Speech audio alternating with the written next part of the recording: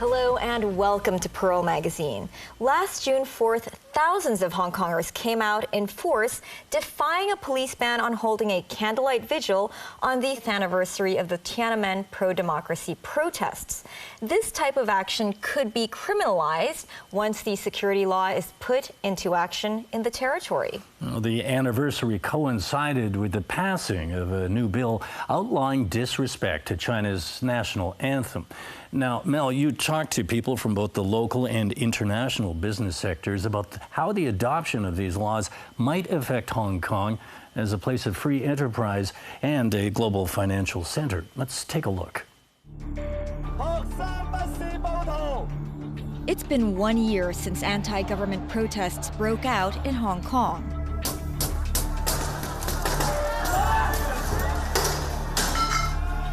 This against the backdrop of an escalating trade war between the U.S. and China, which Hong Kong has been drawn into once again as the U.S. is threatening to revoke the territory's special status after China legislated to enact a security law here.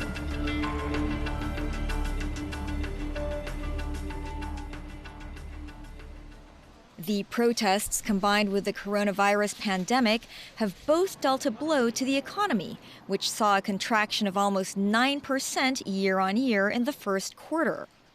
According to a government report, private consumption has dropped over 10% in the same period. Could the law, combined with a threat by U.S. President Trump to Hong Kong's special status, see international business flee the territory? 70% of the companies said they're not planning to leave. So that's a pretty high number. There is a wait and see. It's too early to make those judgments.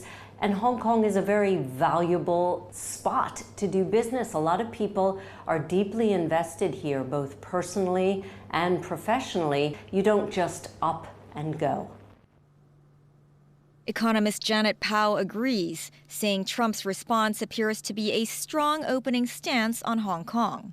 In fact, the U.S. enjoyed a trade surplus with Hong Kong of over $33 billion in 2018, according to the Office of the U.S. Trade Representative. Rescinding its special status could hurt U.S. manufacturers. Some of these measures that the U.S. might be taking to revoke Hong Kong's special trade status would not actually hurt Hong Kong, would actually hurt the U.S. Pam Mack, president of the Hong Kong Small and Medium Enterprises Association and owner of this wine business, says that when the protests hit, her mainland customers, which make up more than half of her customers, stopped coming in. Most of the Chinese, they like American wines because the style of the wine, of the US wine. They are big body, okay, and they are a little bit sweet. That's what Chinese like to drink. And before, right, we import a lot of US wine because there's a lot of Chinese people coming to buy the US wine here in Hong Kong. So the U.S. winemakers lose out on this trade war? It's true. It's not win-win. It's all that is hurting the wine market in US. Pam said because of the protests and then the pandemic, she, like many other business owners, had to change the way she operated. Instead of staying open 7 days a week, she did 6. She also had to cut her part-time staff and cut working hours down. Many of the association members had to take similar measures. They're doing the no pay leave, that's it. And they come in shift, like maybe they have 10 days no pay leave and only go to work 20 days like this. All this, but they did not fire that much people, but they want to keep it because we still have hope of our future. In the first quarter of this year, unemployment soared to 5.2%, the highest in 9 years, according to the Hong Kong government. Underemployment saw a 10-year high at 3.1%. To cope with the protests and the pandemic, Pam went digital. She put her wares on 3 apps and found that her customer base increased. The apps, the delivery, and surprisingly, they helped me to increase a lot of different, more young customers. I think it's really good, because they are our future. Yes, exactly. For the people who are my customer, really getting old, maybe they cannot drink wine anymore. That's why we need some new customers. She says to save on overheads, she renegotiated her rent and she's shut down half of the shop, which saves on electricity. When customers want to come in, they open up the room. And do you open it when people ask to see it? Yeah, when the people come over to ask for special wine, we keep it there, so we open it for them. The association, made up of about 1,600 members, including those in retail, F&B, medical, education, and manufacturing, support the implementation of a security law. What happened in Hong Kong is too long already. It's really too long after the protests and now the virus, right? That's why we need a peaceful life. We need to work on my business, okay? We need money because otherwise it's going to die. It's actually dying now, okay? But it's continued after the virus and the protest is coming back again. We cannot do any business. You can see in Tsim Sha Tsui, also in Sam Wan Chai, right? Many shops is closed already. Every country have their security law except Hong Kong. So for me, it's not anything really scary. It's standard for any territory to have a security law. And while the Hong Kong Basic Law provides for the adoption of one of the biggest concerns is what the scope of that law might entail and how it could impact Hong Kong as a global financial hub. Jack Lang, a partner at a large American law firm and the former chairman of the American Chamber of Commerce, says it's appropriate for Hong Kong to have a security law. The fact that it's being driven by the National People's Congress is what has many companies concerned. It's going to be a challenge, but it really has to be written in a way such that when you're thinking about doing something, you got a pretty good idea as to whether you're going to violate this law or not. Otherwise, it will generate a level of fear that will basically start saying to people, maybe you should think about someplace else.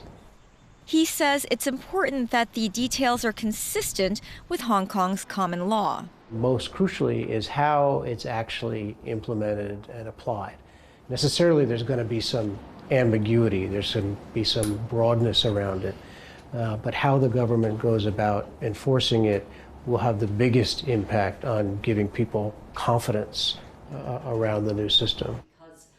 Tara Joseph, president of the American Chamber of Commerce, echoes these concerns.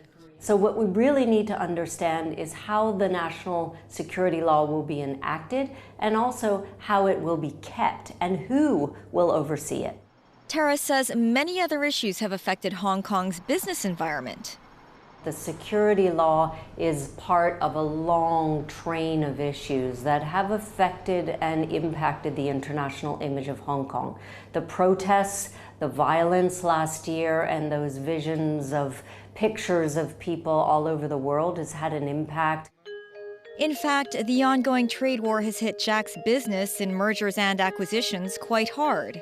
Those developments have had an impact. The most striking one is with respect to Chinese acquisitions in the U.S. and to some extent elsewhere overseas. 5 to 10 years ago, a pretty substantial part of our business involved helping Chinese companies trying to invest in the U.S. or do joint ventures with U.S. and other international companies elsewhere in the world. A lot of that has dried up. In particular, it's extremely difficult for Chinese to acquire or even make minority investments in U.S. companies these days. He says that for investment in the other direction, from the U.S. into China, the political environment has also had a significant impact. But he remains bullish on Hong Kong.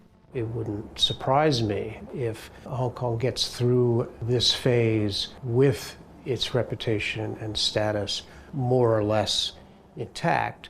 But to do it, I think even more often than in the past, is going to take some real leadership.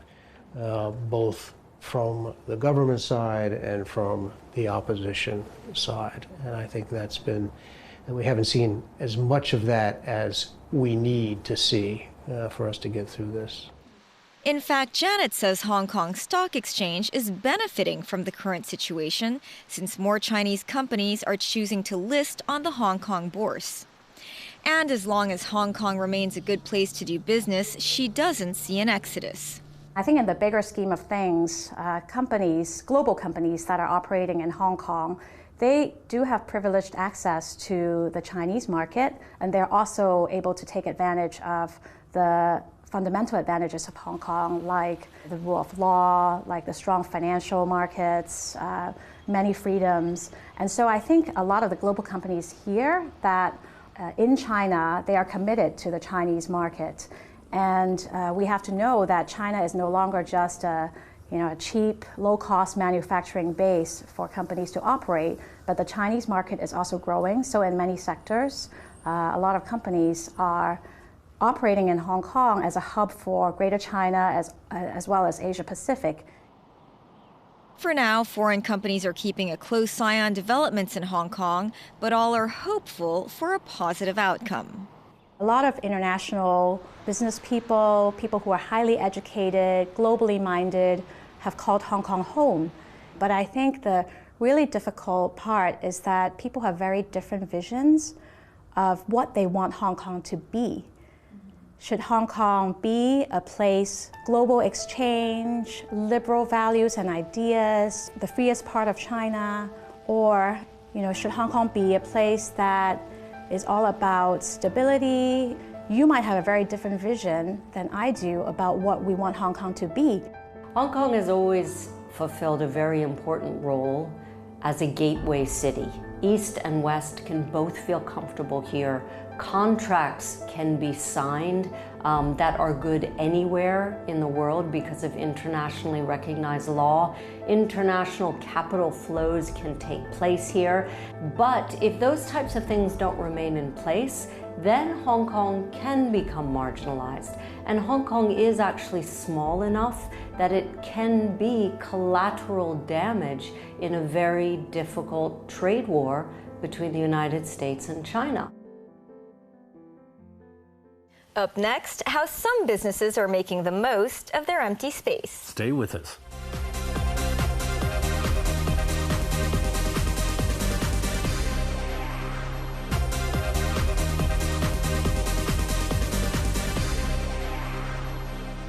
Welcome back. The coronavirus pandemic has kept tourists away, shoppers off the street, and onto online platforms, leaving behind empty shops, even in the busiest consumer districts in Hong Kong. There's been a surge in vacancy rates among street front stores, but as Alice Khan reports, it's actually an opportunity for some business operators to move from their upstairs venue inside the factory buildings to the prime street shops, as more landlords are willing to lower rent.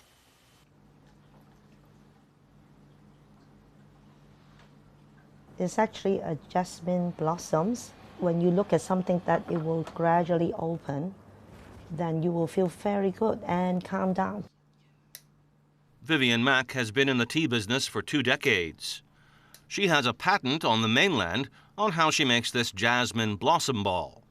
This is actually green tea bud from Dai Bak tea tree from Fuding, Fujian. And then these are the leaves. And then there are 2 kinds of flowers. This is actually 1000-day red, is the top, and is lily. The magic lies in a patented method of using just fresh jasmine flowers put together, scented into the balls, and it's actually sleep together for a whole night. So they absorb all the fragrance, and each of the ball will be sweet because of that. Jasmine is not being seen. This particular tea is Vivian's best-selling product. While people typically brew tea in hot water, Vivian is trying something new. She believes this cold brew will sell well, too. Yet she has a problem. Her customers have to search for her shop inside this industrial building in Taiwan. I think there is a niche for people who want healthy, like health-conscious people, to drink something that is so good, because I want the traffic. I want people to get to know quicker. It shouldn't be hidden. That's why I have an idea of why not get a space that everybody can just go with enough traffic to test the market. Vivian used to own a tea shop and another tea bar in Wan Chai in 2003. But after her landlord refused to renew her lease, Vivian had to move all the products and inventory into this 4,000 square foot warehouse. I think it's 2007. It's actually a long time ago. But it's just that the landlord decided not to continue. Even if the landlord decided to rent to us, continue to rent, maybe the rent is high. Hong Kong's street shop rents started rising in 2004 and peaked in 2013. Despite a drop during the Occupy Central period in 2014, rents were high, very high in coveted street-level spaces. Last year, Vivian had planned to move back to a busy street to sell her handcrafted tea, but because rent was still very high, she called off her move. In the last month, though, there's been some movement in rent levels in her favor. Sales volume has dropped dramatically, and most operators cannot go on, and they have to bankrupt and then close the shop. And that's the reason why the vacancy rate has surged dramatically. Street-level retail vacancy rates in core areas stood at 9.2%, up from 6.5% in the third quarter of 2019 and from 5.6% in the first quarter of last year. Rental in prime areas across Hong Kong dropped as much as 80% compared to the peak in 2012 and 13. Vivian started looking for the right street shop earlier this month. If we can find something that is suitable, I would be more than happy to try. Because, of course, we need to do the calculations. It's a business. Rent-wise, of course, has to be reasonable. She is also thinking of setting up a grab-and-go tea bar in an area that has a high number of expat residents. This afternoon, she's in Central to check out a spot on Wyndham Street.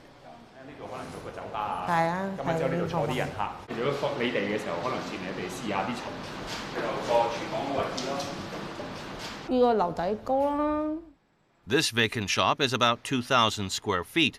The landlord is asking $78,000 a month, a 70% cut from the peak in 2013. I think the rent so far that they offer is quite reasonable. I mean, like if I come here like several years ago, maybe I couldn't afford. I think people are willing to spend. But of course, right now the situation is different. But I think it would be a possible spot or an area, district, that I can consider. Because restaurants around, people want something new, and sometimes they don't need the alcohol, they want tea, probably. Vivian plans to sell her tea at $20 to $30 per bottle. If she rents this place for her grab-and-go tea bar, will she survive? One market expert says this location may not be a good place to run a tea business, since there is also a big tea house not far away. If this tea shop is able to rent this shop for 70,000 Hong Kong dollar per month, 70,000 Hong Kong dollar per month, in order to break even, to make money, they need to have a monthly sales revenue of around 200,000. So the rent to sales ratio is around 30%. So in order to sell 200,000 Hong Kong dollars per month, then each day it's around 6,000 something. 6,000 something per bottle of tea, it's around $20, $30. So every day, this tea shop has to sell around 250 to 300 bottles. Based on today's environment, it's definitely difficult. Why? Because of the COVID-19. On the street, you don't see that many people. And it's because of the COVID-19, that's why the rent came down a lot. So I think for this shop, in today's environment, it's difficult. And also, it's for all the shops, what I recommend is, nowadays, it's all talking about O2O. O2O meaning is from offline to online operation. So the shop itself, if you only look at the traffic flow, the footfall is very low. And then, so if you do retail only, it's not enough to sustain the business. Rather, you have to do some more online promotion, and then people can, from the corporate office, the tourists, the people around this area, when they see the online promotion, then they can come to this shop to pick up the bottles. Realtor Daniel Wong says business operators like Vivian should hold off for now before committing to a lease.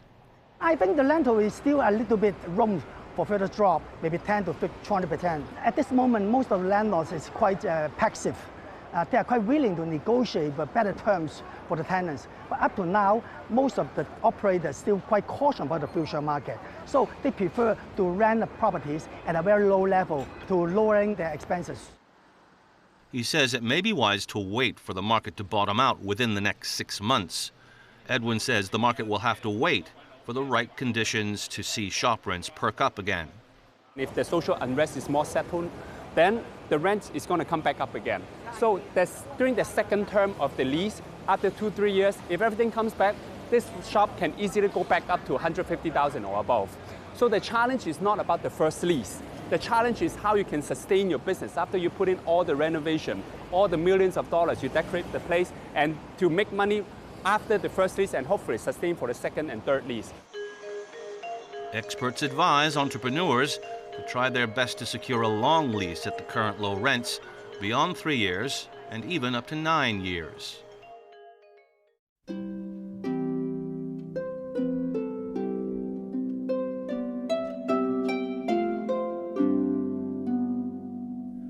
In the 70s, newspapers were selling at 10 cents a copy. These pages were the main source of information for most people. Those selling the papers benefited the most. How are these papers different from today's broadsheets? Front pages used to be dominated by international news, not the local news these days. Before computer graphics were available, all photographs and drawings were hand-processed and printed. Many readers bought newspapers for the serials in the supplements, where popular genres like romance and martial arts were found. If you couldn't read the news in the morning rags, there were always the evening versions, hot off the presses at 3 to 4 o'clock in the afternoon. They were considered the latest news of the day, until they were replaced by the evening TV news programs in the 80s. Because news is a perishable product, sellers would bundle 2 unsold copies into one to cut losses at the end of the day. Before the internet era, the press provided a crucial channel of information for commuters, tea house patrons, and die-hard horse racing fans. Now, newspaper readership has been on the decline. There are now free newspapers and online media available. Only a few dozen are still surviving. Next week, we find out why the lack of travel is benefiting some local businesses. And we go tracking those who track mammals in the sea. Thanks for joining us. Good night. Good night.